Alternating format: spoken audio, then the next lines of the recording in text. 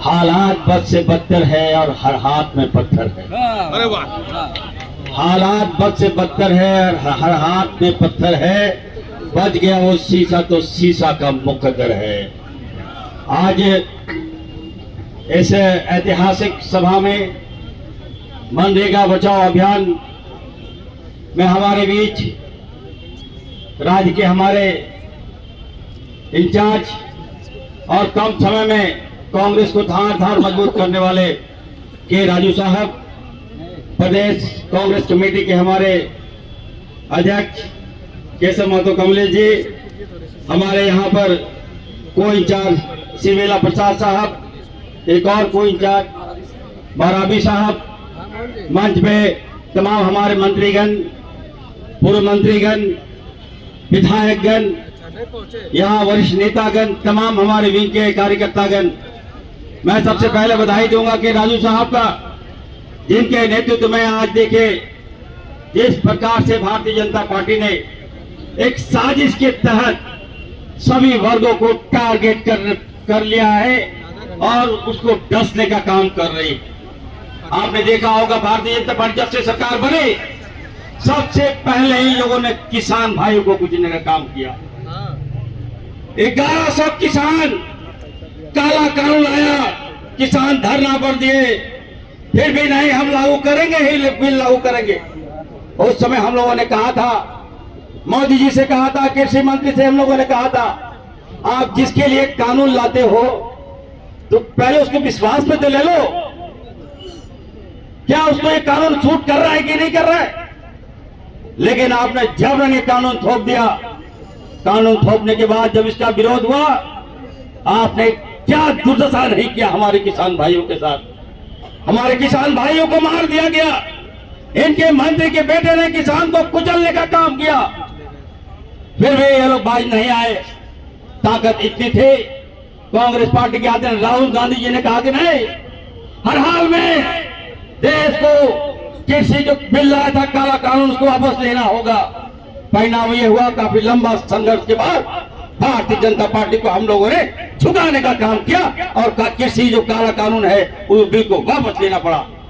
उसके बाद देखिए, हमें तो लगता है कि जब से भारतीय जनता पार्टी की सरकार बनी है, आए दिन हर वर्ग को कुचलने का काम कर रही।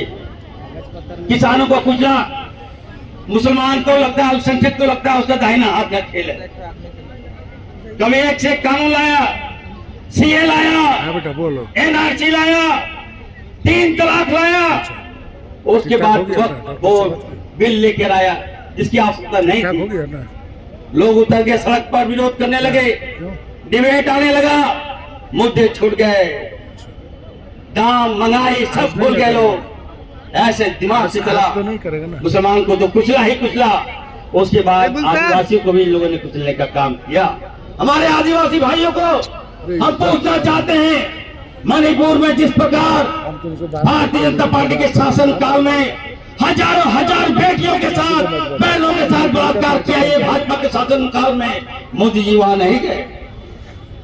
देश पूरे देश ने देखा कि नहीं, भाजपा जो है किस तरह से हमारे माँ बहनों के साथ, आदिवासियों के साथ कुचलने का काम कर रही।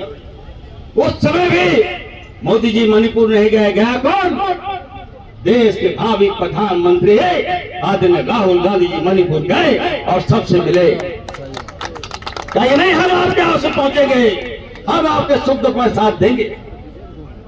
देखिए, उसके बाद अब नया कानून, मैं बधाई देता हूं कांग्रेस पार्टी को कि जिसने किसान भाइयों को और मजदूर भाइयों को मजबूत करने के लिए मनरेगा जैसी बिल लाई, कानून लाई। हम जहां से विधायक बने हैं, हम बताना चाहते हैं कि राजू साहब को, सर, ये जब से मनरेगा बिल जब कांग्रेस ने लाई, पूरे देश में ही हर जेलों में, हर राज्यों में लगा के रहे, हमारा किसान मजबूत हुआ है, हमारा मजदूर मजबूत हुआ है। उसको हम लोगों ने जवाब दिया, गारंटी दिया, पलायन रोकने का काम कांग्रेस पार्टी ने किया। आपको दावे के साथ मैं कह सकता हूं सर कि जितने भी मजदूर हैं उनको 100 दिन का रोजगार कांग्रेस पार्टी ने दिया इस मनरेगा के नाम, मनरेगा कानून के तहत। उनके बाल बच्चे भी रोजगार से जुड़ने का काम किया। हाल के दिनों में जब हमारी सरकार ने जब नियुक्ति पत्र दिया तो एक बच्ची ने कहा कि सर, अगर मनरेगा जैसा कानून नहीं होता, हमारे पिताजी को रोजगार नहीं मिलता, तो आज ये बेटी जो है जेपीएससी कंप्लीट नहीं करेगी। आज मैं इस मंच में हूं तो सबसे पहले मैं कांग्रेस पार्टी को धन्यवाद देना चाहती हूं कि जिसने ये कानून लाया। आज भारतीय जनता पार्टी ने जिस प्रकार इस कानून को छेड़छाड़ करने का प्रयास किया है, मैं चैलेंज देता हूं बीजेपी को, मैं चैलेंज देता हूं भारतीय जनता पार्टी की सरकार को, किसी भी कीमत पर मनरेगा के साथ हम लोग छेड़छाड़ बर्दाश्त नहीं करेंगे। इसके लिए जो कुछ करना होगा हम लोग करेंगे, साथ से लेकर सदन तक हम लोग जाएंगे। आप मजदूर को भी नहीं छोड़े। बताइए साहब, किसान को कुचल दिया, दलित को कुचल दिया, आदिवासी को कुचल दिया, मुसलमानों को तो आप टारगेट किए हुए हैं, आप मजदूर को भी कुचल रहे। ये नहीं चलेगा।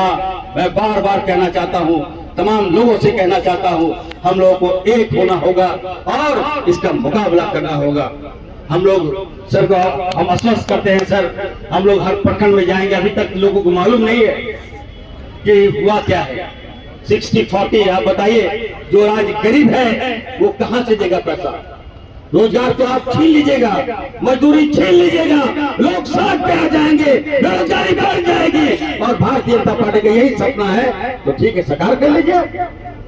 तो निश्चित तौर पर मैं कहना चाहता हूँ, जब जब भी जुल्म हुआ है कांग्रेस पार्टी आगे आई है, राहुल गांधी जी आगे आए हैं। इसलिए मैं ज्यादा समय नहीं लेते हुए मैं अंत में यही कहूंगा, देश के प्रधानमंत्री जी को यही कहूंगा, सर जरा गौर से आप लोग सुनिएगा सर, थोड़ा सा कि इरफान अंसारी का मोदी जी कह रहा है, तू जितना समझत है, जरा गौर से सुनिएगा।